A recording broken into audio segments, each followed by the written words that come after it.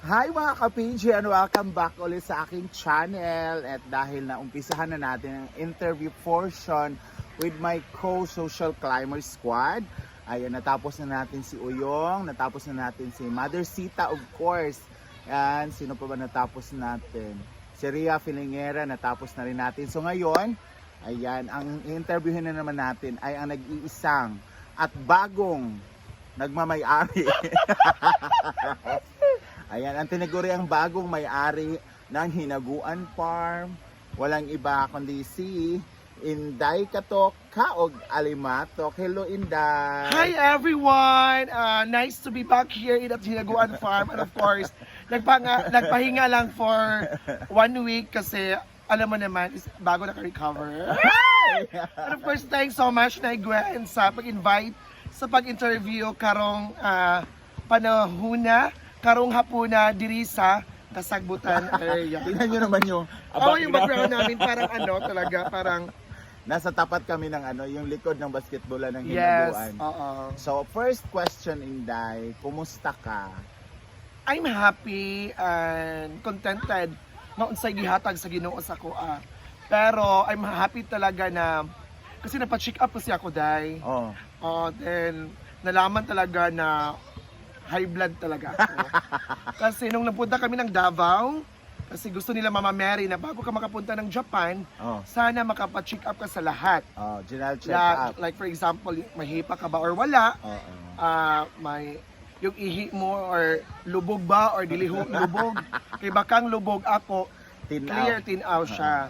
Pero sad to say na ko'y high blood na pagkatao. So welcome to the group. Welcome din. Siguro sa aming kwanino, Sa hereditary. Oo. Kasi yung father ko, ganun din yung niya. So pangalawang question ko sa iyo is, dahil malaki na yung nagva-vlog ka, di ba? So, pwede bang sahod reveal? Kung ilang digit ka na ba? 5 digit or 6 digit? Ay, maganda na. Nung nakaraan, kasi nakabili ako ng ng lupa sa bahay namin kasi nakaseparate na kasi ako sa bahay kasi sila mama at papa doon na sa kabilang bahay kasi yung kapatid ko may bahay na din sa kabilang barangay. So pag pumunta yung mga social climber doon sa probinsya sa amin sila Gwen nakapunta na kasi doon, ako na talaga mag-isa doon sa bahay. So ang tanong magkano na ba sinasahod ni Inday Katok?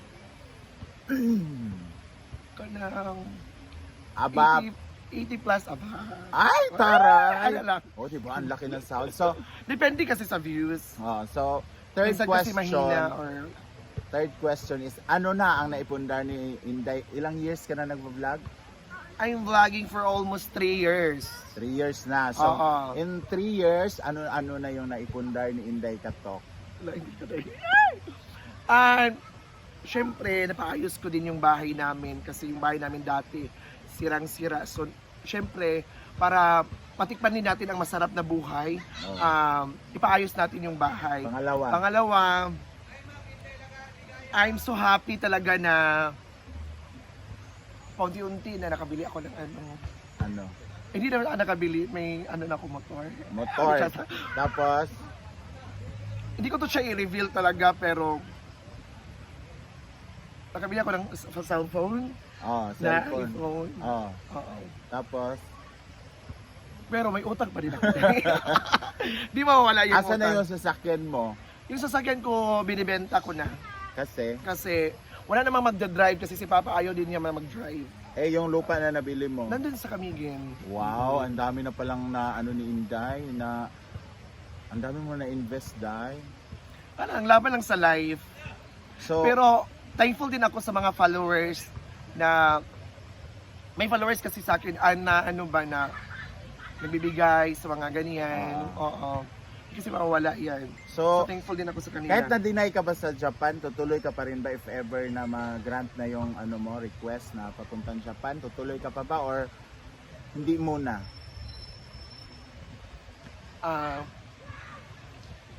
Kasi sad to say, 6 months pa yon.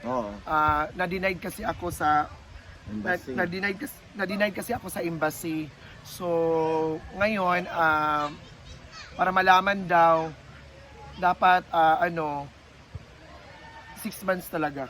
So, after 6 months, may plano ka pa bang pupunta or... Yes, gusto ko talaga mag-Japan kasi gusto ko maka-experience doon. Oh. Kasi pangarap mo rin talaga mag-Japan dati pa. Mm-mm. So, kumusta naman yung mga magulang mo doon sa ano? Yung mama at papa ko, syempre, nami-miss nila ako at nag-chat sila ni Bating na kailan daw ako uuwi. So, hindi mo na ako uuwi kasi wala namang occasion doon sa ano. Kasi pag umuwi ka, walang parang tahimik. Oh. Kasi doon, probinsya ng Camiguin. Tapos, Parang, 4 lang kayo, no? oo, 4 lang kami sa bahay. Pero, di ba separate na yung kapatid? Kami lang 3. So silang mama at papa nung kabilang bahay, ako naman mag-isa doon sa bahay. So, parang boring nga talaga no, Oo. kung uwi ka. Pero, hindi mo ba namin si Pudra Bells at saka si Mudra Bells? Sanay na sila. Kasi ako dati umuwi ako ng 6 years. Oh. Oo. Kasi yung dati naglayas ako, napunta ako ng Manila, iba't ibang mga trabaho ko. So, 6 years ka Yes. bago ka umuwi. Bago ako umuwi. So, ngayon Day, ano yung goal mo sa buhay? Habang nag-aantay ka na makapunta ng Japan, ano yung mga abangan ng mga taong gagawin ni Inday Katok dito sa Hinaguan Farm, dito sa Hasaan at dito sa Mindanao? So, my goal in life is, sipag at syaga sa pag-vlog talaga. Kasi yan yung dahilan na umaangat yung mga views mo at mga followers. Oh. As I'm so happy talaga nga na nandito ako kay Brenda kasi siya yung dahilan talaga, isa siyang dahilan na inaangat yung pagka-vlog natin, di ba? So, Kung wala si Brenda, wala naman tayo. wala kami dito. Siya yung talagang dahilan. And of course, God na gitagaan niya punta sa mga kabaskog sa lawas. And, di ba, na-trending ka last week. So, ang daming Daming nababash sa bash sa'yo. Marami din naman nagtatanggol. So, anong masasabi mo doon sa, unahin muna natin yung nagtatanggol sa'yo? Sa mga nagtatanggol sa akin, thank you so much. Salamat sa pagtitiwala at pagsuporta kasi nandyan kayo palagi sa akin. And of course, ng babash, Sa mga nagbabash sa akin na ako daw ang may-ari ng Hinaguan Park. Yes, ako po, 1% lang.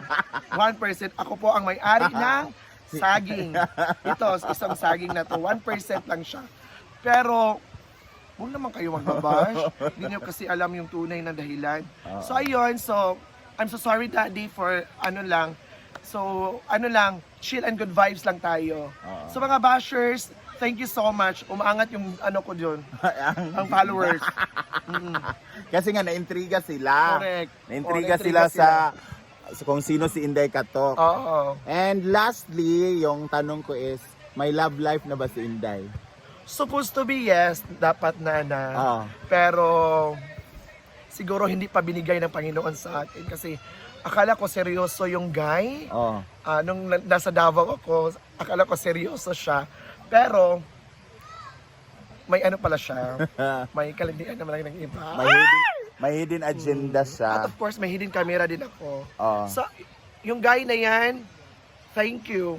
Pero sa totoo lang, minahal kita. Oh. Kahit nasa Davao ako, pero Kaso lang, siguro, wala paghihatag sa Ginoo. Siguro wala paghihatag ang God's perfect time. So, mag-thank you ka na lang, Day, sa lahat ng sa lahat ng mga gusto mong pasalamatan. Thank you so much, of course, Brenda, Mage, and to all the followers na walang sawang pagsuporta ng mga social climbers. At thank you so much sa mga walang sawang pagpanood ng aming mga vlog. Kahit yung mga vlog namin na walang kwenta, pero grabe yung pagka-support niyo. Thank you so much to my Inday Katokters. Thank you so Katokters. Thank you so much. And of course, Nay Gwen. Kasi Ayan. napakalayo pa yan. Kasi si Gwen isa siya sa tao na respeto din namin siya kasi grabe, siya yung isang tao na prangka. Alam mo yan. Siya. Alam ko yan at alam namin yan. Galit ako. Galit siya. Alam mo, iniwanan ko yan sa Manila. Nandun ako kay Didong, tinapon niya yung Havaianas ko doon sa mangga! Hindi ko makakalimutan yan. At alam mo guys, yung Havaianas ko, hindi ko na nakita. Nalubong na sa Lapok. Tinulan yon. Dito nalaboy ang akong tae. So maraming salamat Inday Katok sa time kahit ang dilim na ng video natin. Pero okay magana. Laban to. Okay na siya? Oo nga, pwede. Ipahayag pa na. Oo. Kanya. Maraming salamat Thank you sa so time. much for the love and And support. please follow Inday Katok Alimatok. And of course, ako naman, syempre mas marami siyang followers kasi sa akin at subscribers. So, see you on my next vlog. Thank Bye! you!